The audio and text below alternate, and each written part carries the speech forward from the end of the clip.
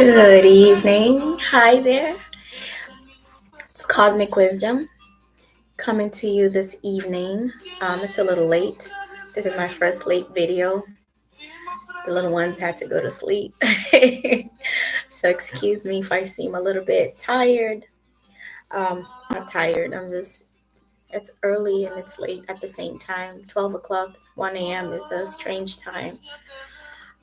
Anyways, I just have another message for you, or for me, or for anyone who is in the process of deciding whether they should share what they have in their heart with others or not. And I was reading my Bible today, and I came upon the parable of the sower, which is Mark chapter 4. And if you look through, you will see that basically what stands out for me is all the seeds. So you have the parable of the sower, the parable of the growing seed, and the parable of the mustard seed.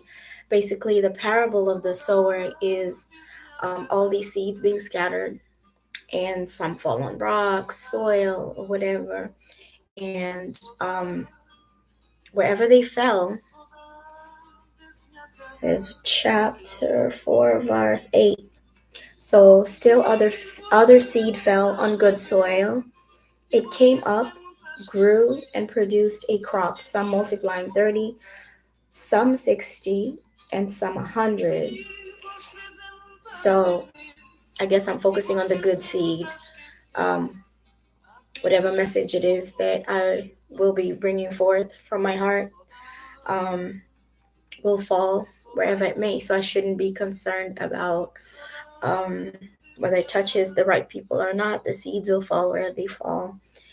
I guess that was a personal message to me because I'm still, trying to gauge where exactly I belong, um, and what kind of message, because I don't want to mislead anyone. I don't want to lie to anyone. I don't want to claim to be somebody who knows more. I'm just sharing what I have experienced in life so far. And what I was actually going to talk about was love versus lust. And I guess I was, the parable of the soul. I was like, I don't know how I can connect that to love versus lust. But I guess maybe that was a message for me, and not to worry so much about where the seeds will land, but just sow the seeds, I guess. But um, a lot of people have asked me in the past, how have I managed to have such loyal friends, long term friends, and just avoid being out there. Out there meaning just accepting anyone and everyone the moment I lay eyes on them. It takes time, it takes practice, just like anything. And I would say the first thing is to learn um, self respect, respect yourself, um, love yourself, and respect yourself. So, what I mean by that is when you come across another person, and lusting after somebody is normal, loving somebody is normal. These are normal human behaviors. So, a lot of people try to demonize it, but um, it's normal. The first thing to do is pull back, obviously, and um, remind yourself that that's another person, they're human just like you. They eat, they sleep, they have a life. You have to remind yourself of the humanity of another person before you lust after them, or before you decide, I'm just going to love you, and then you get disappointed, whether it's a friendship, close friendship, um, lovers. First, respect yourself and love yourself. And that's where you have to start if you haven't gotten there yet. But if you're already there, you're able to wear these goggles, so to speak, where you look at another person as a human being. Now, I'll give an example. If or when I have been approached by somebody who I'm just like, damn, I have to stop myself and be like, hold on, wow, acknowledge there's so many beautiful people running around here. There's somebody who's what somebody might think is a beautiful person might not be beautiful to you. So always remember it is about you. Align with yourself and reel yourself in and approach the situation with respect and love first. And then second, I would say acknowledge it. I'm feeling a certain type of way towards another person, and it's okay. That's fine. But that's where you're going to have two forks in the road. You can either choose to lust over the person, and that's going to form an obsession, and that's not going to end well for you because you may find out things later on that maybe you can't be with that person. Maybe they're already married. You're going to break your own heart, so don't break your own heart.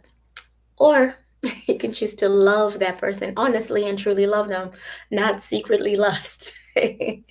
So you can choose to love them and say, okay, I respect that you're in a relationship. I respect that you're not interested. I respect you as a human being. I'm going to choose to love you. I'm going to choose to um, get to know you as a person. Would you like, um, you know, who are your people?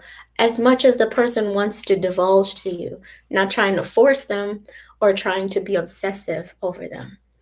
So, if you are lusting after somebody, it is important to remind yourself that they are people too.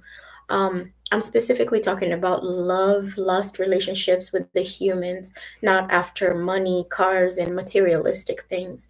Like I said, my purpose here is to help anyone who needs to unravel their mind, especially during this time. We're being bombarded with a lot of sexual images, a lot of this is how you're supposed to be, grab and gather as much as possible, sex sells, show more, you know. And for some people, especially our youth, may be having a hard time because maybe that's not how you feel inside, but you still have to live in this world. You still have to be here. So that's where I come in because over the years I've had to train myself. In my 20s, of course, I tried and failed in some instances, trial and error. So don't beat yourself up so much. If you get yourself in situations where you made a mistake, forgive yourself. That's the best thing that you could ever do for yourself. Forgive yourself first. And then after forgiveness, move on. The next time, there will be a next time, you will fall into the same temptations. You will understand, you will know, you'll be like, oh, I need to leave. Or you can call it out, tell the person like, hey, wow, I found you very attractive, or you're so beautiful, but you know I don't want to lust over you. Like, it's okay to tell people stuff like that. It may weird them out, it may creep them out, but it's going to save you from yourself, basically. So there's different techniques, but you have to stay honest with yourself. You have to be real with yourself. You have to be kind to yourself. You have to be real in the sense that you're a human being and you're going to do human stuff. So, but there's ways to go around and navigate, especially for young teenagers right now. They're living in such a different time.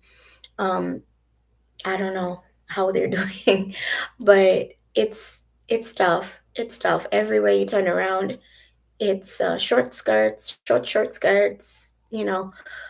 I don't know. I don't want to sound like an old lady, but it's not necessary. There's those who don't want to live like that. There's those who um, are looking for an alternative to what they're seeing. Not There's some old souls. I've met some young girls who are much older, and guys too, who are very mature, and they're not really with the culture, with everything that's going on. I'm here for those people, the ones they call nerds, the ones they say are so nice or so kind or so sweet, those kinds of people who it's just our nature to be respectful. It's our nature to um, want to love rather than lust. And sometimes people who are not used to being loved can get so confused when they meet someone who does not lust over them. You should know that it has taken practice for certain people to get to where they are, and experience, obviously. And you reach a point where you decide, okay, I'm not going to do that, because every time I do it, it hurts my spirit. And it being lusting after people, you don't have to lust after people. And the best way to completely eradicate it is to um, love yourself, not in a selfish manner, but in pouring into yourself instead of lusting after another person. Once you love yourself, it's so weird. All these sayings that people have been saying, like to pour into yourself and love yourself first, and then you can have the ability to love others. As a mom, it's easy now after you have children, because you have kind of have no choice. I'm not saying that in a bad way, but you got to love your kids, you know. They will put you through stuff, and you still have to love them. They may do things that you may not like, and it's a test. It's quite the test. If anyone decides to be a parent at this time, especially, you are being tested, and you will fly, pass with flying colors. But the main message for today was, this is probably a part one, because love and lust is such deep topics, and people have questions. Um, Please, if you have any questions, if you want to know anything about this subject anymore, just let me know how to navigate, how to, um, maintain your integrity. And it's possible to change without feeling like you're condemning yourself, because a lot of people are walking around with a lot of shame, a lot of guilt, a lot of, woe is me. I'm giving up on myself. I do this all the time. I'm a HOE. That's all I'm gonna be. That rhymed. But no, you're not. You can reform yourself, or I just don't know how to go about it. There are ways to heal yourself. You are your greatest healer. You are your greatest teacher. That's what I've learned so far. But I will stop there so that I am not going late into the night, because I do need to get some rest and I have to wake up early in the morning. But I am very grateful for everyone on this channel, and I hope you have a good night. And I will see you on my next video. Sending you peace and love as always. I love y'all.